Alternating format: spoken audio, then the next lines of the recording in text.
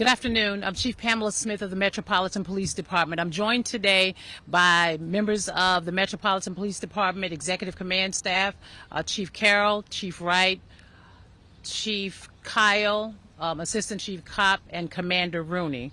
At approximately 3:22 p.m. this afternoon, 5th District officers responded to the reports of a stabbing. Officers arrived on scene in less than a minute and located numerous people suffering from stab wounds in the area of Montello Avenue and Meigs Place Northeast. Officers immediately provided first aid and requested DC Fire and EMS to respond to the scene. 4 women and 2 men were transported to area hospitals as a result of a senseless assault. They are all listed in stable condition at this time.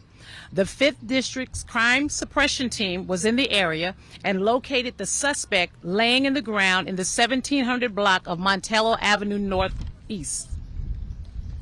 Officers used good tactics to safely take him into custody without incident. The knife pictured here, here's a picture of the knife. The knife that I just shown you was recovered a few feet away from the suspect and is believed to be the weapon used in the assault. Based on preliminary information, it appears the suspect was in an altered mental state from an unknown substance. While walking down the street, the individual began stabbing himself and then stabbed a female acquaintance who was also with him. The suspect then stabbed others standing outside in the block. 2 Good Samaritans, and we are very grateful for them this afternoon, tried to intervene in the suspect's assault and were among those who was injured. I will say this, even though we're grateful for their intervention, we would ask that individuals who see incidents such as this to not intervene, because these 2 individuals, although Good Samaritans, were also stabbed as part of this assault. I want to offer my thoughts to the victims, their families, and those who witnessed today's events. This incident highlights the need for assistance of substance abuse issues within our communities. I'll take a few questions at this moment.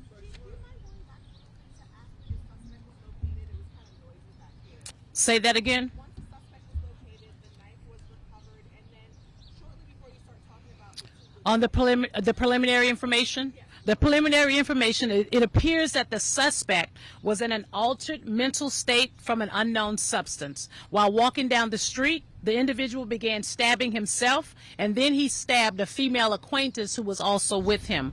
The suspect then walked away from her and stabbed other individuals outside the block. And that's when the 2 Samaritans intervened to attempt to stop the suspect, but they were also injured as well. Chief, we hear that an older woman was stabbed trying to protect her granddaughter and may have had a medical emergency after that. Do you know anything about that? I don't know about the medical emergency after that, but I am aware of the fact that the second set of individuals that the suspect attempted to assault was a grandmother and 2 granddaughters. Other people have said they didn't recognize this guy. Do we know if he's from around here or not? That's still under investigation at this time.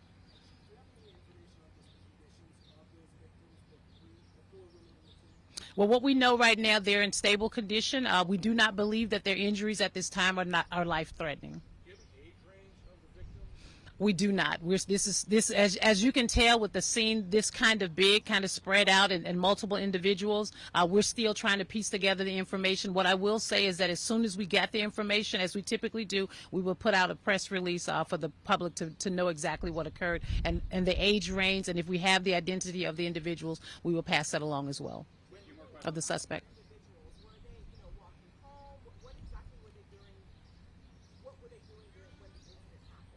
The grandmother and her granddaughters were getting in a car, primarily minding their own business, doing whatever they were doing. Again, this individual appeared to be in a mental altered state of mind.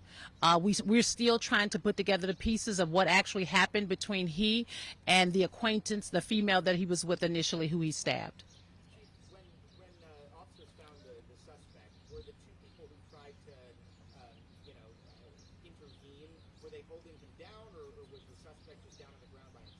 I'm not sure about the particulars of that. All I know is that the 2 individuals did attempt to stop him, but they were also stabbed as well. What's the condition of the suspect today? I know you said the suspect stabbed himself. He did stab himself, and currently right now he is in surgery. Sure.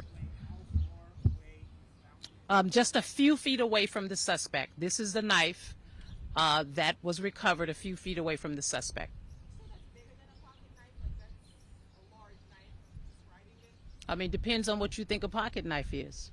I mean, it's pretty. I mean, it's. I think what I will say is that it's a weapon today that caused injuries to innocent victims. And what I said at the latter part of this presser is that, you know, we want to make sure that individuals who are suffering from any type of substance abuse or any altered state of mind, we want to make sure that they get the appropriate support and help. And what I will say is that, again, this is another opportunity where I commend the members of the Metropolitan Police Department who stepped up and did what we want them to do in situations like this and was able to maintain custody of this suspect without incident.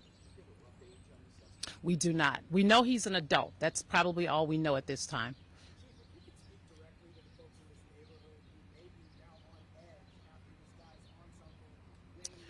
Well, what I can say is that the suspect's in custody, and I think that's the one thing that should bring calm for this community. It's a different story if we were still looking for the individual, but he is in custody.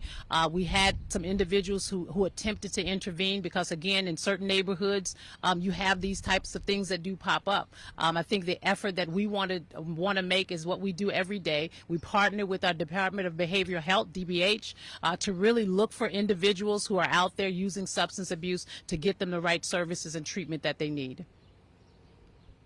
All right, thank you, everyone.